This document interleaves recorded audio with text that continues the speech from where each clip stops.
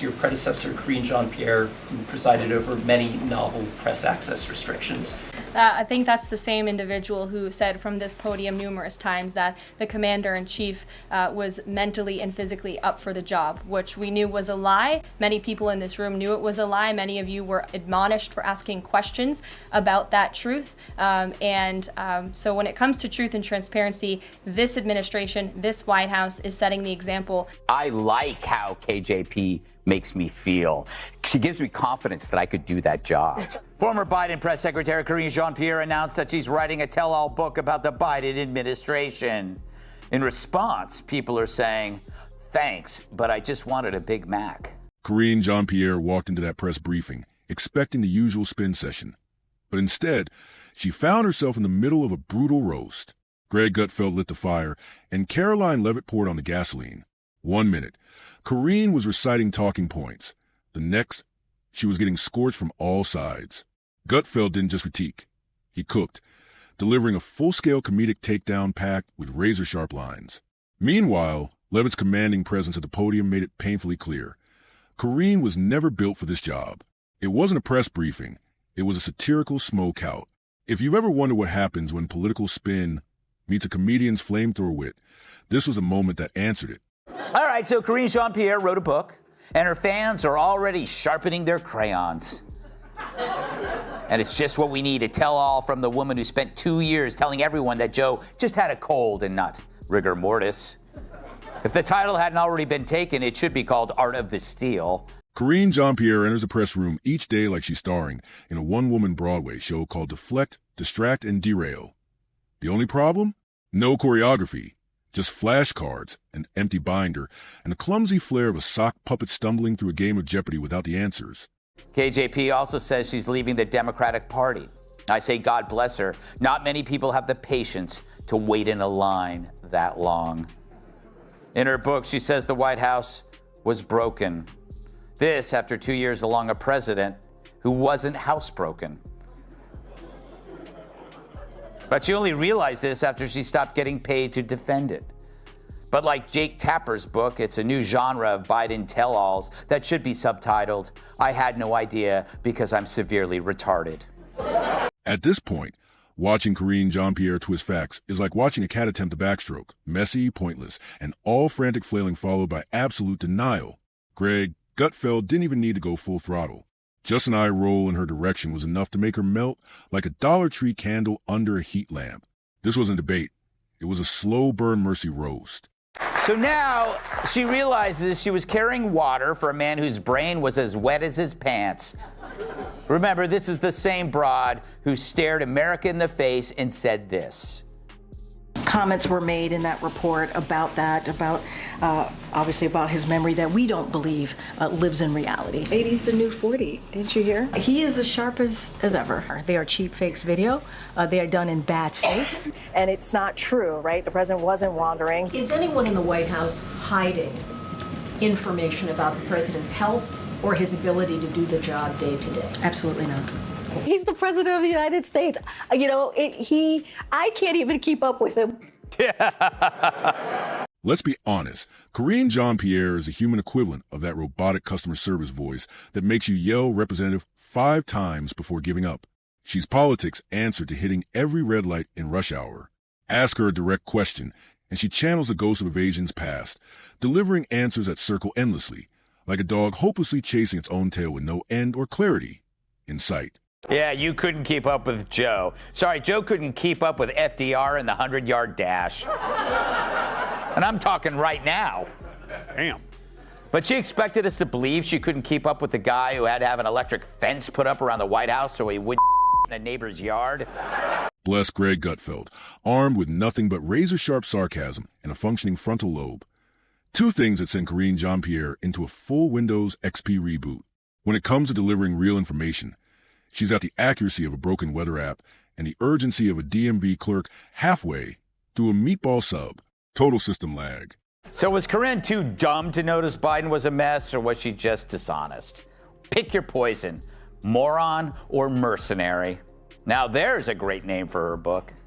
I'm going with mercenary, because this whole book tour didn't spring from a burst of guilt. According to Politico, she was copying her publicist on emails while still press secretary.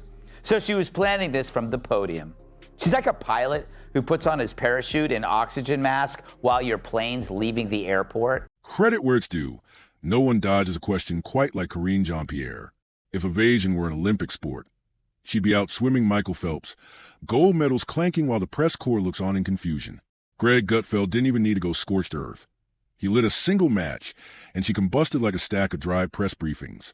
Fact-checking her isn't necessary. Just listen to see if any sentence ever lands on a point. Spoiler, they don't. The beauty of Gutfeld's roast? No pyrotechnics. Just a smirk, a few well-placed side eyes, and suddenly Karine was one soundbite away from citing SpongeBob as a credible source. Watching her unravel was like watching someone try to explain cryptocurrency to a ficus. Nothing made sense, and everyone walked away dumber. You'd think after months of botched answers, confusing inflation with climate change, or whatever the cue card says that day, she'd try a new strategy. But no, she sticks to the classics. Dodge, pivot, blame the last guy, sprinkle in some buzzwords, and pray no one follows up. She's basically a live-action Magic 8-Ball. Give her a shake and hope the answer vaguely matches the question. Gutfeld didn't need bullet points. Her performance was the entire slideshow. And for someone whose job is communication, Karine has the expressive range of a toaster. Every answer feels like watching a hamster try to solve a Rubik's Cube, frantic, hopelessly committed, and getting absolutely nowhere. So this wasn't a crisis of faith, it was a business plan. She didn't leave the Democrat Party. She managed her exit like Pelosi dumping stocks before she signs the corporate tax hike. She was even pining for a spot on The View, which is like angling for the best seat in a garbage truck. But she didn't get the gig, probably because she refused their lunch bucket of thawed mackerel. That's what you feed the talent at SeaWorld. Let's not pretend any of this is a plot twist. Karine Jean-Pierre has been sidestepping accountability since her first day behind the mic. If she got any more evasive, she'd be in witness protection under the alias Not My Job. Her idea of prep seems to involve throwing on glasses for fake gravitas and stapling together a stack of random charts. Like she's hosting a TED Talk in a parallel universe where facts are more suggestion than standard. And what does she bring to the podium? A binder so colossal it could qualify as its own congressional district. Yet every time she opens it, it's like trying to decode the back of a shampoo bottle, vague, overly technical, and completely detached from real life. Greg Gutfeld saw that monstrosity and probably assumed she was moonlighting as a night shift librarian at a truck stop. The real tragedy? He didn't even need to exaggerate. Her statements parody themselves. She's claimed the border is secure, while it plays out like the Walking Dead season finale. She insists the economy is booming, even as grocery aisles resemble Apple Store displays, /$12 for eggs and a prayer for gas. At this point, reality isn't something she reports. It's just a vague acquaintance she nods at from a safe, spin-coated distance. Now, even the most reliable lefties are roasting her, but it serves him right. After all, she was their pick, a historic first. Black, lesbian, and board certified by Visiting Angels. But you know it's bad when DC operatives call it a grift. Hell, that's like Taylor Swift calling you a 6. But they say that she was ineffectual, unprepared, needed to be coddled, and couldn't manage a team. What's that sound like? DEI. What happens when you hire someone based on identity and not merit? And the excuses, oh, sweet democracy. The excuses are endless. Nothing is ever Karine Jean-Pierre's fault. Ever. If a meteor leveled DC, she'd blame climate change, white supremacy, the Supreme Court, and Greg Gutfeld's eyebrows, probably in that order. Watching her deflect blame is like watching a toddler caught drawing on the wall, swear the crayon acted alone. Greg Gutfeld, ever the composed satirist, didn't need to interrupt. He just let her unravel, layer by tangled layer, into a word salad, so dense it could make a vegan weep. At a certain point, you don't argue with Karine. You just hand her the verbal rope and wait for the metaphorical swing set to collapse under the weight of her own spin. And the best part? She still thinks she's owning the moment. Sis, you're not even owning your binder. Every tab you flip is another chapter in how not to be a press secretary. Honestly, she could publish that thing and call it 50 Shades of Spin. There's a reason Gutfeld never had to raise his voice. He didn't have to. He treated the whole exchange like a late-night comedy sketch, because that's exactly what it became. Karine Jean-Pierre is the only person who can take a yes or no question and turn it into a 3-part miniseries no one asked for. Her answers loop so tightly that even Google Maps would give up and say, "You're on your own." Personally, I think what was the toughest thing to see in the 3 weeks was there was a disconnect for me. What was happening with leadership in the Democratic Party and how it was truly, as my former colleague, communications director Ben LeBold said, it was a firing squad, and I had never seen anything like it before. And let's not overlook the smug confidence, the kind you only get when you convince yourself that skimming a memo counts as crisis management. Her expression during briefing says, "I've got this," while her answers scream, "Error 404, policy not found." Greg Gutfeld didn't need to hit her with hard-hitting facts. She imploded under the weight of her own baffling wordplay. At one point, she tried addressing inflation with a metaphor about kitchen tables and family dinners. Because apparently, nothing says economic expertise like explaining skyrocketing costs with the tone of preschool story time.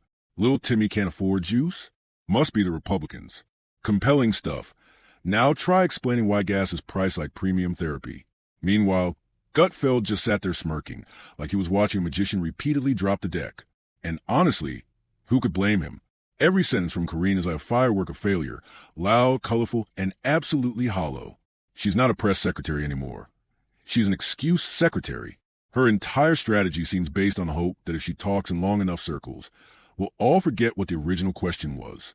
And to her credit, sometimes it works, mainly because we're left wondering whether she's speaking English or reading from a rejected script of political Mad Libs. The president has done more to secure the border and to deal with this issue of immigration than anybody else. He really has. There's a word for that: pathological. And let's not even get started on Karine Jean-Pierre's inspirational moments, those fleeting attempts to channel Obama's gravitas that land like someone reading a cereal box with Oscar-level intensity. Asterisk, today we reaffirm our commitment to communities, strength, equity, and boxes and windows. Next question. Asterisk, Gutfeld didn't need to bring the fire. He brought a mirror, and the reflection? Absolutely terrifying. If incompetence had a face, it'd be hers, complete with that awkward smile she plasters on whenever someone dares mention immigration, Ukraine, or any topic that demands a real answer. The saddest part? She truly thinks it's going well, like the string quartet on the Titanic. She's smiling, spinning, and playing to the iceberg as credibility sinks beneath her podium. Gutfeld was just a guy pointing at the lifeboats and laughing while she tried to patch the breaches with glitter and hope. And the press corps? They sit there nodding, as if her verbal game of Jenga isn't collapsing every 20 seconds in slow, spectacular fashion. She says we need to stop thinking in boxes, but as a black, lesbian, French, Haitian female, she checks more boxes than a gynecologist. On the order form. On the order form. Oh my God. All those applications you gotta fill out. That's the thing. Or What'd you think I meant, vaginas? Ew. Right. Disgusting people. But now everyone says she's incompetent and lazy. You know, after they called me racist for saying that. That's not why I'm racist. Nope. Greg Gutfeld doesn't need a podium, a teleprompter, or even a co-host. Just hand him a Karine Jean-Pierre clip. And step aside. The comedy writes itself. Her idea of crisis management is hitting Control plus Alt plus Delete and praying for a reboot. When criticism comes her way, she treats it like incoming artillery. Duck, cover, deflect. And when she tries to sound bold, she shuffles around phrases like, "We stand firmly committed," as if she's playing fridge magnet Scrabble with Thesaurus. She's a living embodiment of buffering. Ask a direct question, wait 7 seconds, and prepare for spinning wheel of vague generalities. Gutfeld didn't roast her. She arrived pre-roasted, marshmallows in hand, drenched in lighter fluid. If this administration were a sitcom, Karine would be the character who enters to deliver confusing exposition, then promptly trips over the coffee table. And Gutfeld? He's not just a laugh track. He's live, unscripted, and doesn't need editing to land the punchline. This isn't political theater anymore. It's karaoke night in purgatory, and Karine keeps picking the same off-key ballad, forgetting the lyrics by the second verse. Every press briefing feels like a choose-your-own-adventure novel written by someone allergic to conclusions. Gutfeld didn't have to study or rehearse. Karine showed up pre-clown, and all he had to do was tilt the spotlight and let the juggling act implode. She's not spinning facts. She's flinging them into a blender and hoping the noise buys her time. Let's be honest. This isn't a battle of ideologies. It's a referendum on competence. And Karine Jean-Pierre brings the political acumen of a potato in a tux. Sure, she's dressed for the role, but what you're watching isn't a press briefing. It's a live-action demonstration of what happens when performance collides with paralysis. Armed with nothing but sarcasm and a functioning grip on reality, Gutfeld watched her pull off her greatest illusion yet, pretending she still has credibility left to burn. It wasn't a takedown. It was a funeral. And the casket was stuffed with every question she never answered. Her briefings haven't evolved. They've devolved into surrealist performances, like interpretive dances through bureaucratic fog. She speaks in riddles, half-truths, and metaphors so twisted they give a fortune cookie an identity crisis. Ask her about the border, and get a monologue on infrastructure, mention inflation, and suddenly we're on a detour through lemon farming and equity initiatives. By the time she finishes a sentence, the original question is a distant memory, and the audience has aged into Medicare eligibility.